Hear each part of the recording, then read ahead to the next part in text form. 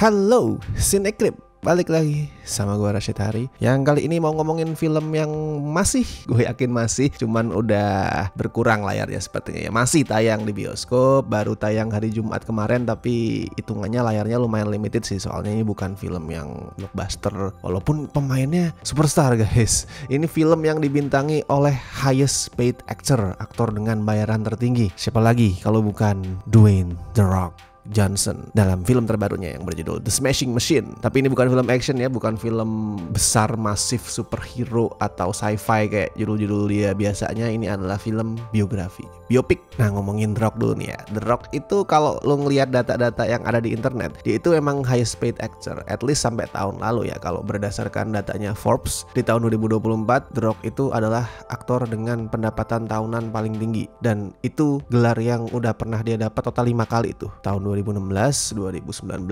2020, 2021, 2024. Itu adalah angka paling banyak yang pernah didapat sama seorang aktor. Even lebih tinggi daripada RDJ ya. Robert Downey Jr. tuh kalau menurut datanya Forbes cuman dalam tanda kutip sih, karena itu juga nggak main-main tuh. Dia cuma pernah 3 kali jadi aktor berpendapatan tertinggi per tahun. The Rock 5 kali anjir. Padahal RDJ pernah di MCU kan, jadi Iron Man di puncak popularitas dia. Cuman kalau misalkan RDJ atau dulu di era-era sebelumnya Johnny Depp ya, terus siapa sih, Will Smith, Keanu Reeves, orang nggak ada yang terlalu mempermasalahkan soalnya mereka emang aktingnya bagus. Nah, begitu The Rock yang jadi highest paid actor tuh langsung tuh muncul banyak meme, banyak yang bilang aktor yang paling mahal justru nggak bisa acting. Gue sebenarnya nggak setuju sih kalau orang bilang The Rock tuh nggak bisa acting. Bisa men. I mean pegulat Smackdown tuh mostly bisa acting karena kerjaan mereka ya adalah acting, walaupun actingnya mungkin bukan acting kelas Oscar ya, tapi actingnya agak over the top sesuai dengan karakter mereka, tapi bisa acting. Makanya banyak kan pegulat yang bisa berubah karir tuh dari wrestling jadi aktor, kayak John Cena, Batista juga sama. The Rock bisa acting,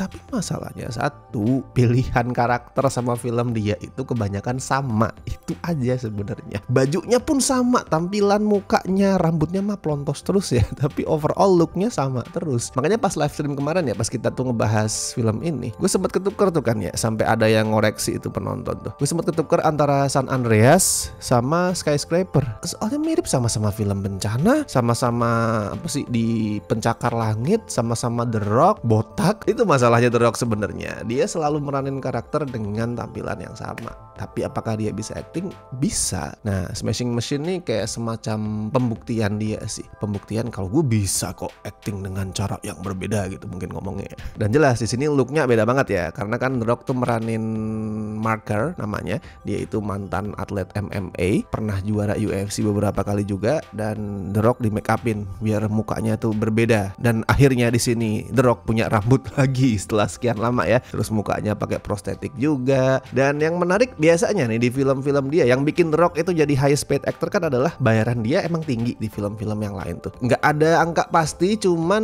biasanya The Rock itu matok sekitar 20 jutaan. Itu belum termasuk bonus, belum termasuk bayaran tambahan kalau dia juga jadi produser dan segala macam. Tapi sebagai aktor dia tuh bayarannya sekitar 20-an juta. Nah, buat Smashing Machine ini dia cuman, sekali lagi cumannya dalam tanda kutip ya, karena tetap gede, cuman dibayar 4 juta, 1/5 dari biasanya. Karena emang gue ngeliat di sini The Rock bukan cari duit sih, dia cari prestis, cari pengakuan. Kayak gue yakin dia sendiri juga capek anjir dibilang highest paid actor tapi nggak bisa acting. Oke lah, gue buktikan di film ini. Ngebuktiin kalau nggak cuman modal kepala botak sama ini naikin alis sebelah gitu, buktiin kalau dia bisa acting. Dan kemarin pada saat filmnya premier di Venice Film Festival, dia tuh dapet standing ovation ya 15 menit. Buset, gak capek apa itu.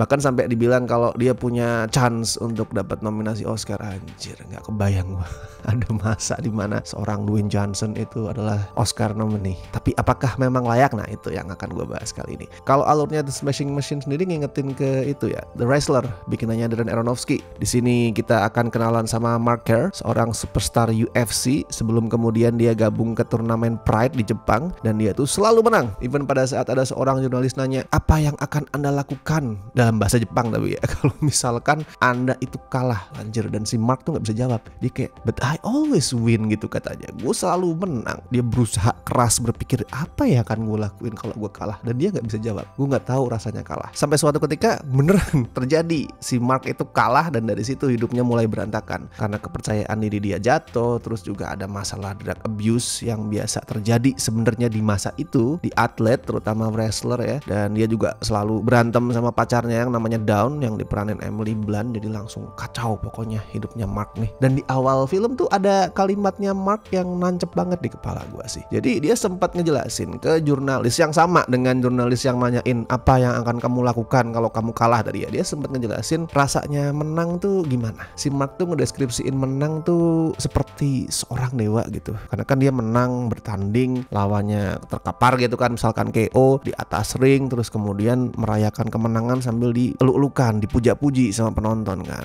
Kayak disembah lah rasanya mungkin ya. Dia mendeskripsikan itu kayak dewa yang disembah. Nah masalahnya satu, Mark ini bukan dewa. Dia manusia biasa. Manusia biasa yang bisa kalah, manusia biasa yang bisa hancur. Dan 2 jam The Smashing Machine ini intinya poinnya adalah proses orang Mark belajar ngadepin fakta kalau gua ini bukan dewa, gua ini manusia biasa yang fragile, yang bisa kalah, yang gak sempurna, yang bisa hancur. Tadi gue sempet mention wrestler ya, karena emang ceritanya agak-agak mirip kan, atlet gitu. Mark juga sebelum jadi UFC dia sempat juga jadi wrestling kan. Jadi intinya wrestler yang kemudian karirnya tuh mulai turun, terus juga drug abuse dan segala macam. Mirip sih ceritanya, cuman belum sekuat wrestler. Di sini skripnya BTW ditulis sama sutradaranya sendiri ya, Benny Safdie yang sebelumnya tuh pernah bikin judul-judul indie darling, idola skena indie kayak Uncut Games, terus Good Time-nya Robert Pattinson. Jadi emang udah terbiasa bikin cerita soal manusia yang hancur sih Benny Safdie ini. Tapi di sini gue lihat skripnya sering kendor sih,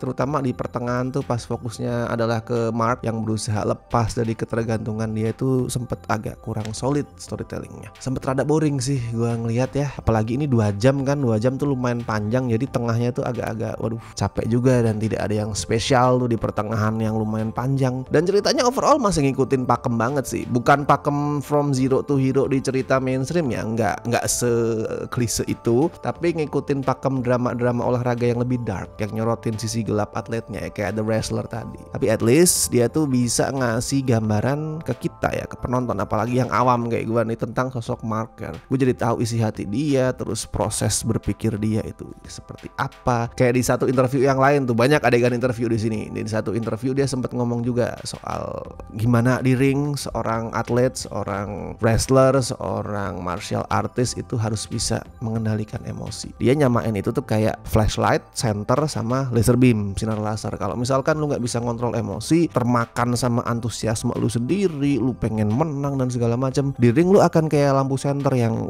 gerak-gerak nggak jelas. Tapi kalau lu bisa ngontrol, lu akan kayak laser, bisa menghancurkan apa saja. Nah dia sempat menjelaskan itu. Ironisnya adalah dia bisa ngomong detail ngejabarin semua itu, tapi nantinya yang bikin karir dia hancur juga mostly karena Mark itu nggak bisa ngontrol emosi. Salah satunya ya berantem mulu sama si ceweknya itu, si Dawn itu, sampai akhirnya bikin dia tuh kepikiran, lagi tanding tuh otaknya kemana-mana, hatinya itu nggak tenang karena nggak bisa ngontrol emosi. Dan ngomongin hubungannya Mark sama Dawn ya, ini 2 orang sama-sama nggak beres sebenarnya, 2 orang broken anjir. Nih 2 manusia yang sama-sama susah kendaliin emosi lah. Bedanya kalau si Mark itu karena dia atlet, dia kuat, pada saat dia nggak bisa ngendaliin emosi, ekspresinya lebih serem. Ada tuh nanti dia berantem terus dia mukul itu pintu dan langsung hancur. Gue kaget anjing, itu kayak jump scare anjir. Si Mark tuh mukul pintu, duar, langsung pintunya hancur. Buset, ini orang bukan cuma pecah ya, pintunya hancur. Tapi intinya ini memang film tentang 2 manusia yang sama-sama self destruct, ngehancurin diri mereka sendiri, terus kemudian ketemu,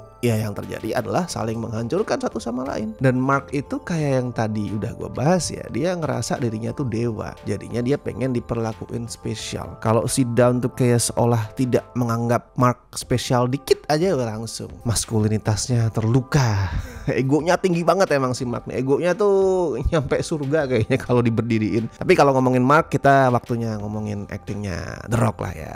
Apa bener The Rock itu layak dapat nominasi Oscar? Kalau buat gua sebenarnya ya, yang lebih pantas dan wajib diganjar nominasi Oscar itu make up-nya. Bener-bener bisa ini ya, apa mengubah tekstur wajahnya The Rock jadi seorang marker, jadi mirip dan jadi beda banget sama The Rock yang asli tanpa harus kelihatan maksa. Nggak yang kemudian wah ini bukan muka manusia nih, kelihatan banget pakai prostetik. Enggak, mukanya tuh natural banget. Dan di sini lo akan melihat signifikansi dari sebuah rambut itu seperti apa ya, karena nanti ada tuh titik di mana si Mark nyukur rambutnya rambutnya sampai pelontos dan gue langsung lah balik lagi jadi The Rock. Tapi begitu kemudian dia numbuhin rambut yang lain, di sini nih numbuhin janggut, berubah lagi, beda lagi jadi orang yang lain. Jadi kalau ditanya aktingnya The Rock bagus apa enggak, bagus sebenarnya. Cuman kalau dibandingin sama aktor-aktor lain yang memerankan sosok real yang bisa bertransformasi sedemikian berbeda, The Rock sebenarnya belum sampai ke sana. Karena kayak pada saat pelontos ya udah jadi The Rock lagi. Terus kalau lu lihat sisi-sisi yang lain ya, misalkan gestur lah atau cara ngomong, itu masih kerasa The Rock sebenarnya. Tapi apakah bagus? Bagus.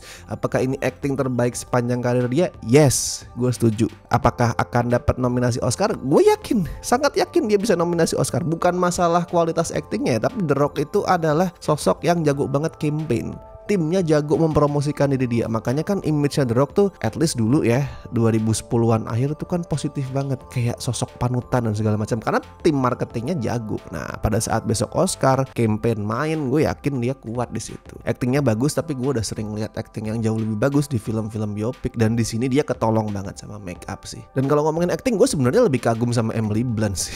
Disuruh meledak-ledak bisa, disuruh ngeluapin emosi dengan cara yang lebih subtle, yang lebih nggak bombastis juga bisa. Kayak nanti ada scene yang gue suka banget pada saat si Dawn itu disuruh sama Mark untuk ngefotoin dia sama teman-temannya, terus close up dan air matanya Dawn tuh ngalir, wah sedih banget. The Rock emang lebih bikin pangling, tapi kalau acting Emily Blunt lebih mantap. Terus directingnya si Benny Safdie juga oke lah, as always. Safdie nih selalu bisa bikin film yang kelihatan simple, film-film drama jadi sebuah presentasi yang stylish. Kayak Uncut Gems kan anjir itu liar banget, stylish banget. Good Times juga sama. Di sini stylishnya adalah di visual. Gambarnya itu home video banget, home video era-era 90-an 2000-an ya. Karena satu buat nyesuaiin zamannya emang, dan yang kedua dia pengen bikin filmnya tuh kerasa lebih personal. Kayak bener-bener direkam pakai handycam gitu. Ada grainy semut-semutnya, terus gerakannya tuh kayak di handheld ya, goyang-goyang, terus zoom in zoom outnya beneran kayak handycam. Itu bagus sih. Kerasa personal emang pada akhirnya, kayak film doku drama yang rekam kehidupan karakternya secara candid. Jadi kalau misalkan si sutradara itu pengen bikin filmnya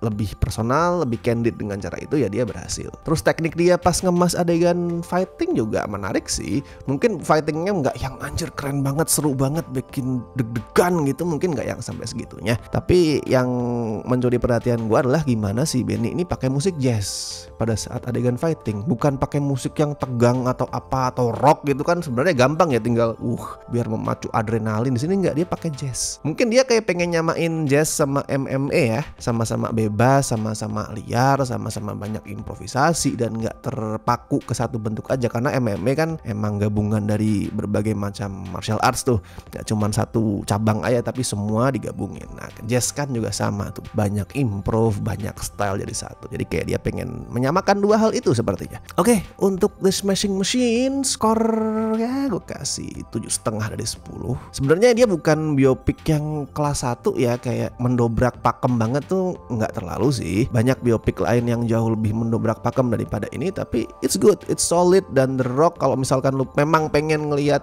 dia acting berbeda dan punya rambut lagi, silakan ditonton. Dan buat yang udah nonton, bagiin review kalian bisa di kolom komentar, bisa juga di skorfilm.com. Silakan bagikan angka dan ulasannya di sana. Dan thank you banget buat teman-teman yang masih setia join membership Cinecrip, terutama beliau-beliau ini dari Tier Besti dan La Familia. Thank you so much. Oke, saya Rashid Hari. Sampai ketemu di review-review berikutnya.